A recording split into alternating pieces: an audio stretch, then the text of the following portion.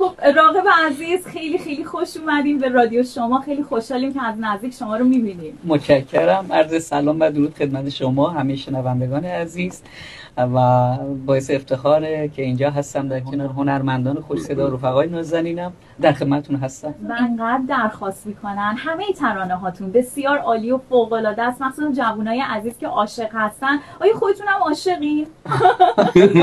آره دیگه. اصلا اول با سوال چالشی ماریو جان به قول معروف لقب عاشق رو به من دادن. من هیچی نمیگم در این مورد، ولی خب مردم لطف دارن. خب چون خودم یه خورده آدم البته هنرمندا همه آدمای احساسی هستن، خب من بیشتر چون خودم واقعا عاشق کارهای احساسی و عاشقانه هستم بیشتر و مردم به من لطف دارن و خیلی خوشحالم از این بابت که میتونم این نعمت زیبای الهی رو با اشعار و کاری که میکنم تقدیم به مردم نازنین کنم و اونا رو دعوت کنم به عشق پاک، مهربانی، انسانیت، یک رنگی و صفا و محبت.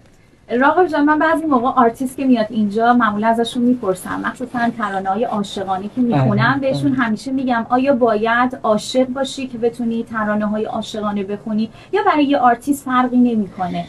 عرض کنم که من همیشه این بیت حضرت حافظ یادم میگن که هر آن کسی که در این حلقه نیست زنده به عشق، برو چو مرده یا برو نمرده به فتوای من نماز کنه. به نظر من همه انسان ها میتونن عاشق باشن.